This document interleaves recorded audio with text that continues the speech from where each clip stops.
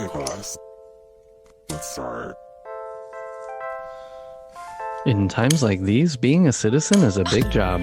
Thank you for joining us to celebrate the virtues of self-rule and debate the state of our republic. Welcome to the Citizens Prerogative Podcast. This is the voice of your nerdy host, Michael Piscatelli, and we are blessed with a co-host whose passion for our republic precedes him everywhere he goes, Raymond Wong Jr. Hello. It's so bright in here. The new day is just awakening. This is episode number 22, and we're titling it something like A System for a New Day.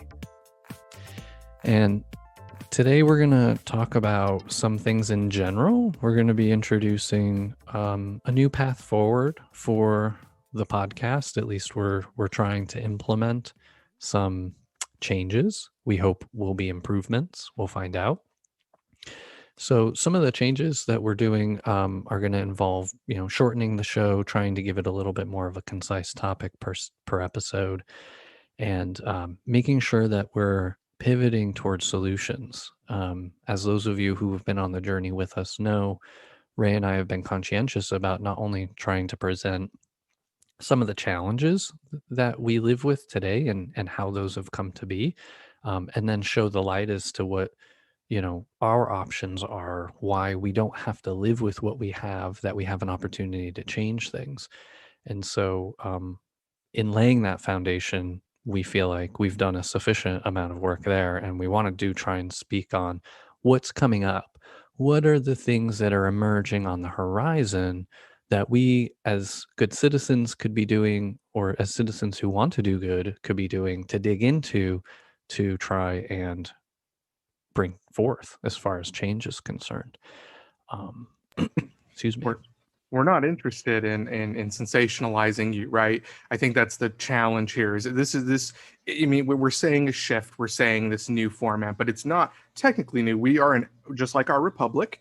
We are an evolving show. We're evolving with the republic. We have done the piece that was needed, which is talking about the baseline of our policy, the baseline of what we think is going to help the country and what's hurting it. And we're ready to start talking about solutions. If we were mass media, we just keep talking about and complaining and recycling the same old material. But you get to a point where, okay, we know what the problems are. We believe we've rounded them out. Let's start moving towards a solution-based conversation. But that doesn't get you views, and that doesn't get you ratings, frankly. Unfortunately, the real constructive work of where to take the republic now, that's not happening necessarily in the public sphere. So we're going to help. Go ahead. I want to correct that, right? We're going to get views, but not on cable, not on the network TVs, right? That they're focused on keeping you tuned in for advertiser dollars.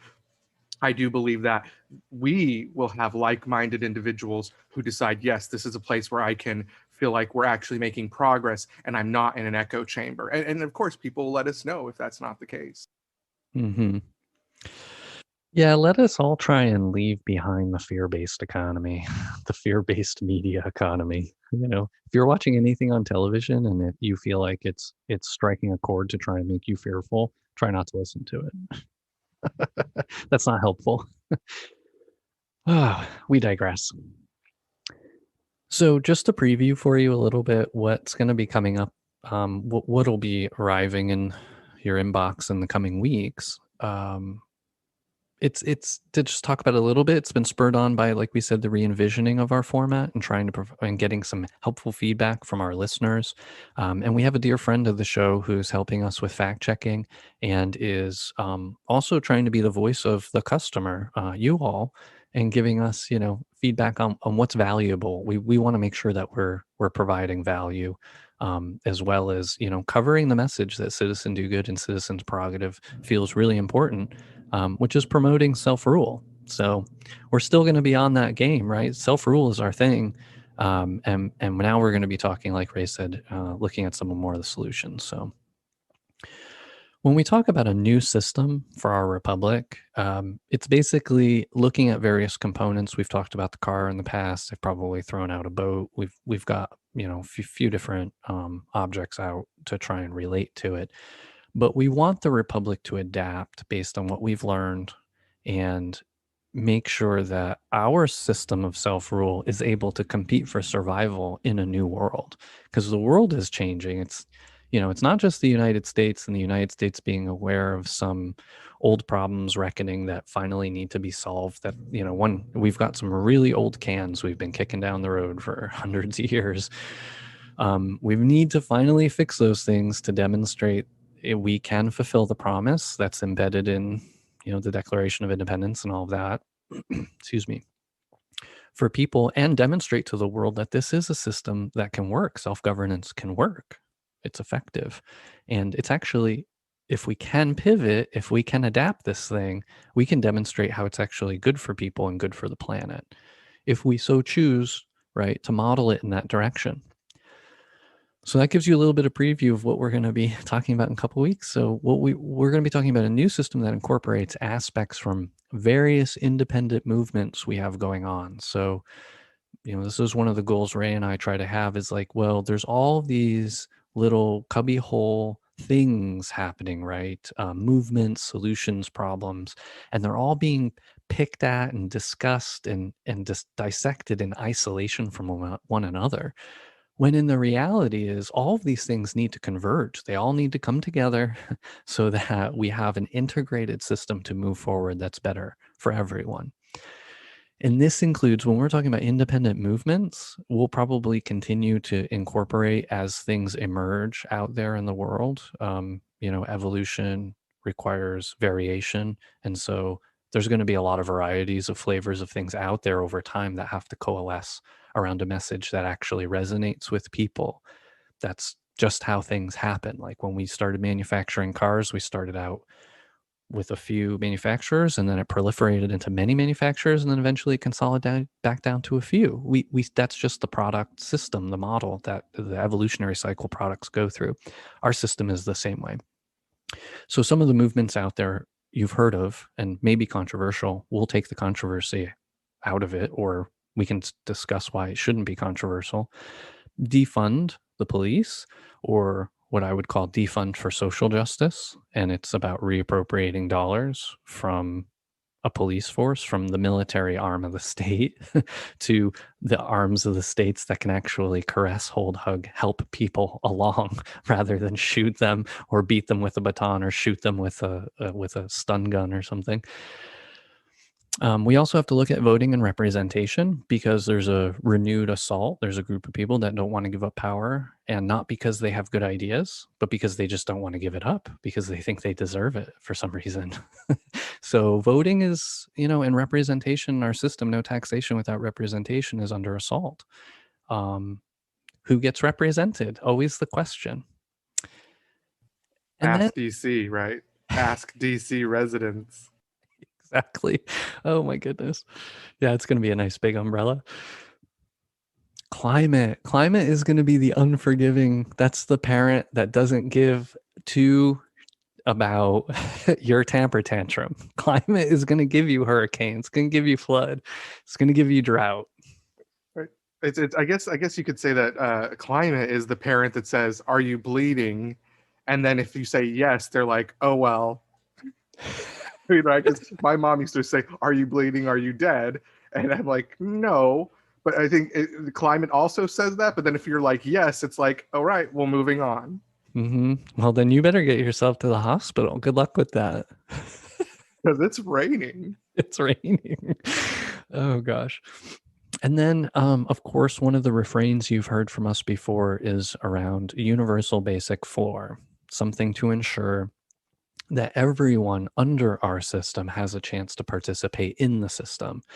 And really, you'll probably hear us lean into creation, creatorship, arts more, because humans in our system today have become so divorced from being creators. It's almost like, oh no, some people, it's like, what's an artist? We were at a talk earlier this week, and it's like, oh, what's your definition of an artist? This, that, and the other thing. And to me, it was like, well, everybody has the capacity to be an artist.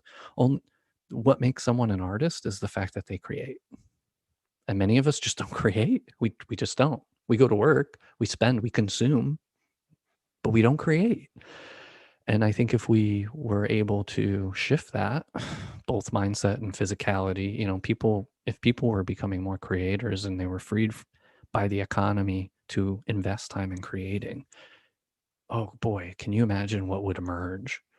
It's so exciting to think about it. Right. And if you're not creative, you could support creativity, right? You can go and volunteer at a nonprofit. You can give tours. So you are, I always have stressed that everybody gives something. So you may be sitting there thinking, I'm not creative, I'm not an artist, I won't do anything. But what if you had the freedom to go volunteer? Would you do that? What if you had the freedom to clean up the park that you see and you think, oh man, there's a mess, or these flowers should be tended to? That's still creationism. You're still helping foster a more beautiful, sustainable, and enriching society, right? So we don't want to oversimplify it by saying that just the artists, like everyone can be an artist in their life. A mother who creates a dinner for her family is an artist in household, grooming, right? And growth and nourishment. That's a really good point, Ray, because I did talk about what's the definition of an artist, and you're touching on what's the definition of art. And maybe art is anything we've created not for profit, not from our intrinsic self, and whether it's to feed our soul or to others hunger. That's art. You're producing something not for the economy necessarily. So the economy is a beneficiary, and that's what we have to remember. The economy is like going back to my mother analogy that just came out of nowhere, that she's benefiting the economy. It's benefiting the local merchants. It's benefiting the gas tax and such as she drives. But all of this that's occurring is a benefit to the economy. The economy is a beneficiary. Right now, we are subject to the economy. We're just trying to shift that, right? The dynamic shift, and we believe UBI, unless somebody has a better idea, is a way to shift that dynamic. So again, it's that individual's choice to benefit the economy how they choose, whether through creation, being an artist, or by creating art. awesome.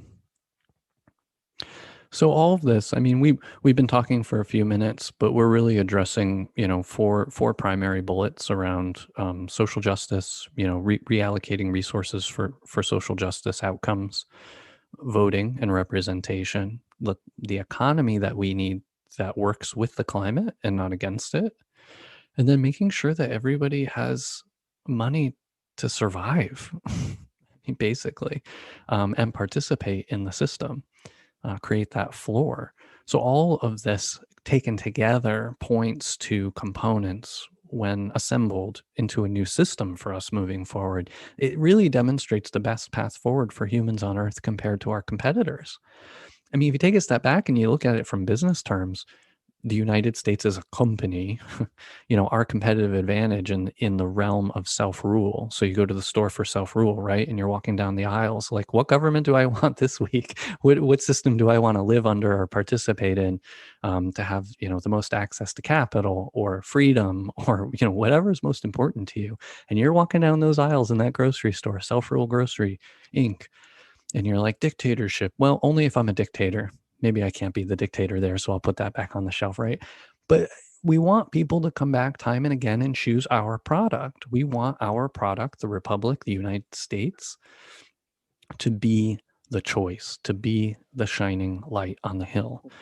Not for the sake of ego, not for the sake of saying America's great or America's exceptional or anything like that, but because it's the best option we've got. It's like, it's not perfect, but it's further along than most of the other systems.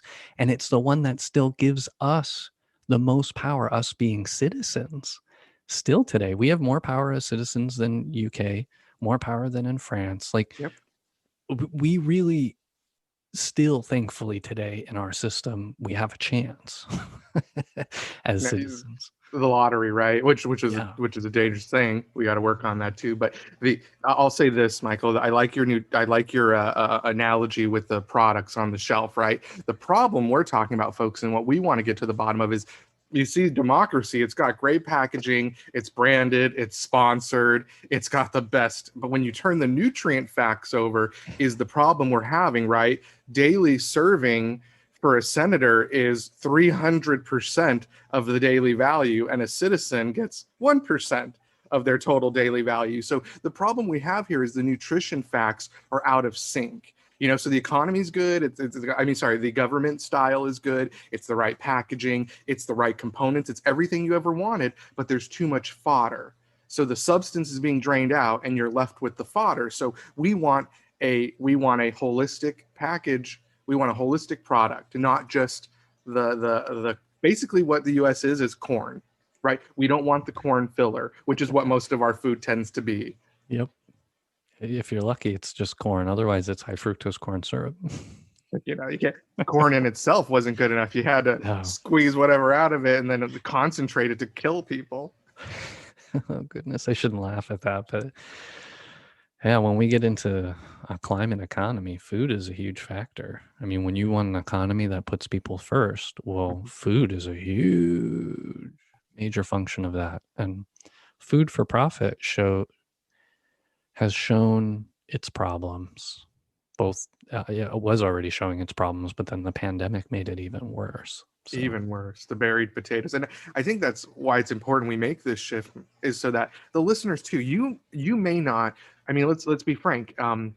Everyone is very busy. You have your own lives to worry about. Maybe there's something in particular you care about, and we do want to make it a little bit easier for you to find it. So by putting these key topics out there and trying to create a little bit of, if you will, pillars around it, so you'll kind of know where the information is, because perhaps you feel like voting and representation does not impact you. However, you care a great deal about the environment or the economy. We want to make sure you can get to that information as appropriate, and that it's focused so your time is valued. Again, the format change being a little bit tighter is all about so you get the best information you wanted at the time, especially since we're discussing solutions. We really don't want you to be awash in information you are not either apprised to or have a passion about. And it'll also force Ray and I to be concise. Oh, good times. With that, I think we can pause from a message from our sponsor, Citizen Do Good. Even though you've heard it before, it's still true. The war is never over and every battle counts. I know you are tirelessly demonstrating good citizenry on the daily through actions and words, and you donate your time and your money to causes that count. Thank you. The time is now to deeply re-examine our current implementation of governance for the dawning of a new day. We are a proud sponsor of the Citizens Prerogative Podcast, a major partner in spreading the good word about civic love and the power of change for us all. At Citizen Do Good, we want to empower all citizens to participate in the Republic in a reconstructive way. With that goal in mind, we need your help to stay on mission and grow this community. Please rate the podcast with 5 stars on iTunes through the app on the web or on your device. If you don't feel like you can give us 5 stars, please let us know on our sponsor's Facebook page at Citizen Do Good. Like and follow the page to help out even further. Also, make sure you join our newsletter at citizendogood.com. I'm a little behind in sending out updates, but I'll get to it soon. You will get updates every couple of months on all of our antics, not just the podcast. While you're there, check out the shop, which has your favorite merchandise and provides a way to make a one-time contribution to help us pay for production and for hosting. Feel free to share any suggestions you have directly through the Contact Us page. Thanks for your support.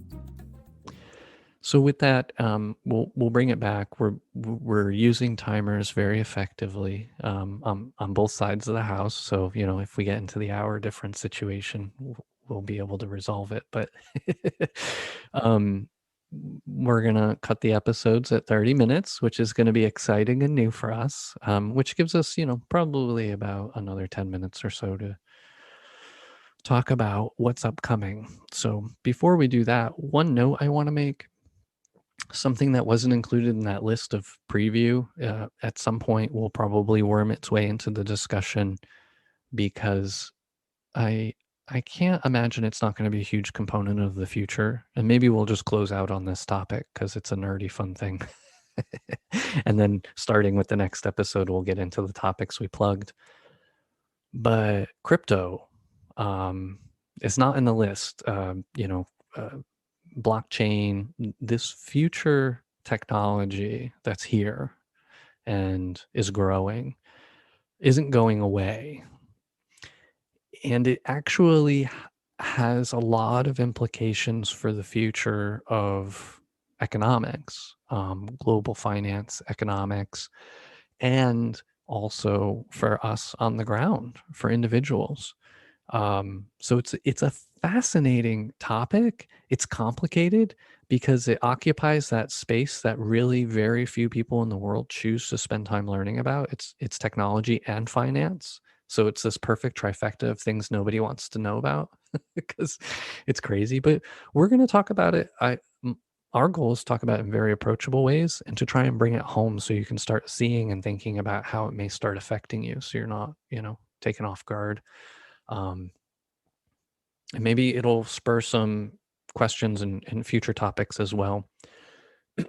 But I think it's a good time to bring it up because it's going to get lost in a lot of the social justice and whatnot that we're talking about for the moment. But earlier this past week, Coinbase went public. They didn't have an IPO per se. They directly listed their stock on NASDAQ, and it didn't fail.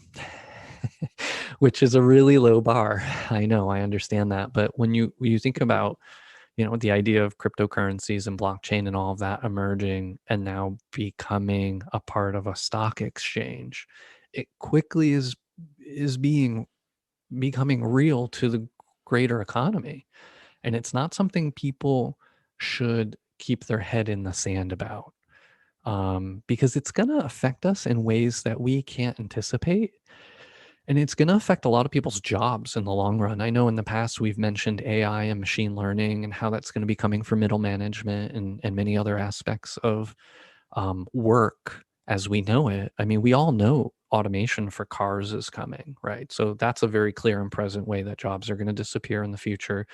Behind the scenes, the back office and companies, all of us who have jobs that we can't figure out how to explain to people what we do, those jobs are going to get automated too. And quite frankly, I see the confluence, the convergence of machine learning and artificial intelligence and these blockchain technologies as like the two linchpins, so to speak, of the machine, of the mechanism that's really going to make all of that accelerate.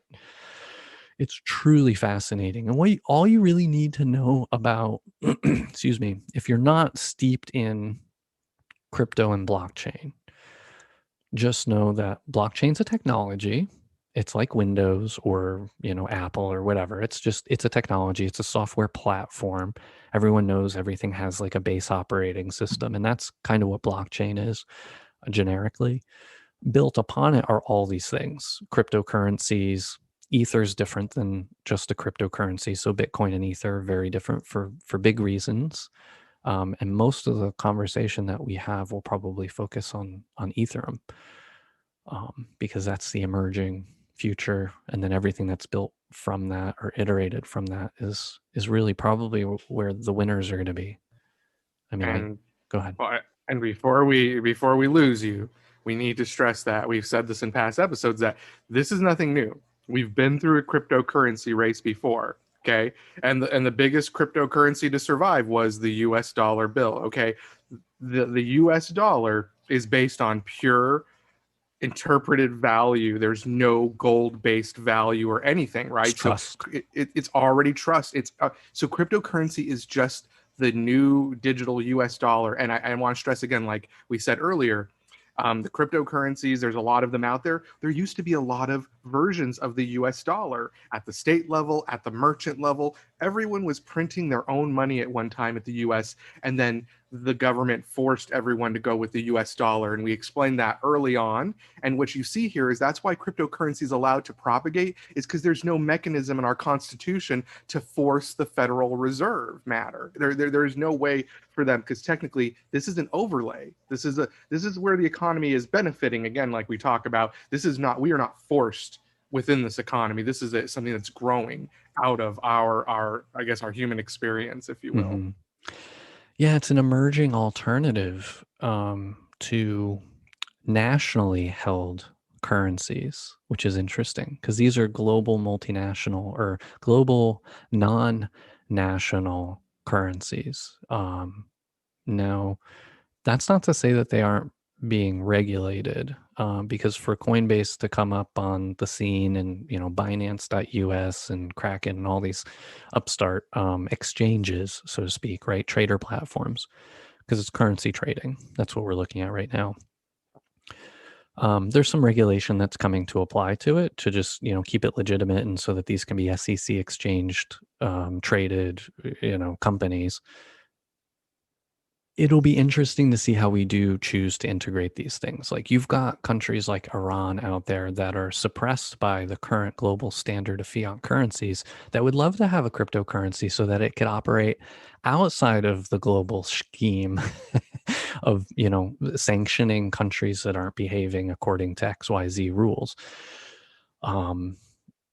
So it's kind of interesting. It's the wild west. It's still very much to me stocks and bonds and things. If it's not it's not a place to put money that you can't lose. It's still like a casino essentially. Right. But they're trying to build it out to become more of an asset, to be more like a gold or a silver. And there's all kinds of flavors of them, right? So like you said, there's this massive proliferation of various versions. It's like a Cambrian explosion of cryptos, and it's going to continue for some time until some clear leaders emerge, some trust leaders emerge, because today we trust in the US dollar not because of God. We trust in the US dollar because the US government says we insure it up to $250,000 per bank. That's why we trust it. We trust it because the government insures the money through FDIC. Plus, theoretically, you have some confidence in the U.S. dollar for some other reason. But if you worship Visa, is it technically like there's no Visa currency. is your god? Damn it. Yeah. They're just the facilitator, right? The pipe. My religion's a farce. Well, we'll keep working on it. I'm sure there's something good there. But at some point there's going to be a version of these coins or something that people do trust for one reason or another. They're able to get the message across in a way that's accessible. So anyway, I don't intend for us to necessarily spend too much time on it, but as new information emerges and, as we're having these conversations about the future economy, there will be opportunities, nodes to plug in. Where is crypto? What's this going to look like from a blockchain perspective? To see how things are getting automated. I think it'll fit because, it'll probably be scattered across all three, frankly, because to me, the climate-based economy, there's a lot of things that are problematic where, finance is controlled by these big banks and they dole out the dollars and such. And really, this is a new age to enable us to become the financiers become the enablers of the financial economy ourselves, not let the big banks necessarily own it is kind of that's the ideal, right? This is still in its infancy. We trust the humans behind the brands of the banks today. Tomorrow, we will trust the humans' ability to code a system that is quote unquote fair or operates by the stated rules. Theoretically, a system that's been coded in software operates according to its code. Whether or not you trust whether it's operating according to the rules it says it is or not is another story. That's how we're going to judge the trust of these cryptocurrencies in the future, right? Do we trust the programming? Well, now you have to trust a committee, right? You have to trust a board of trustees or but if we can rely on some level, but then there's the danger, right? You when AI has a certain level of control or that sort of or they become a mechanism, how much power do you give the AI over the human element, right? And so that's why we're saying this is going to be a very robust discussion. I didn't think the Roaring 20s were going to be cryptocurrency, but maybe our Roaring 20s will be this cryptocurrency stuff. It's going to be fascinating. I'm excited, but we're going to always, it may seem a little esoteric right now. Our goal will be to anchor these things in reality, is to say, like, where can these strange things come to bear in our future lives, like daily? All right, with that, I think we're about ready to conclude. Ray, is there any final comments? I mean, it's just funny because we're doing this at 30 minutes, but that's the idea. I just say, please let us know how you feel about the shorter format. Maybe it's easier in bite sizes, but I'm just excited to take on these topics. Me too. Thank you, Ray. That'll do us for this episode. We have been your hosts. Thank you to Mr. Raymond Wong Jr. And thank you, Mr. Michael Piscatelli. It's truly been enlightening that Visa is not a cryptocurrency or a religion to live by. It's been something, that's for sure. For information on this and other episodes, head over to citizendogood.com and click on podcast. While you're there, hit up our Contact Us page and leave us a comment. We'd love to hear from the community. Special thanks to you, our listeners. We saved the best for last. You are the best, and you have been for years. Thank you for your support. We know it's painful, and we love you. Intro music sampled from OK Class by Ozzy Jock under Creative Commons license through freemusicarchive.org. Other music provided royalty-free through Fizzlian Studios, Inc.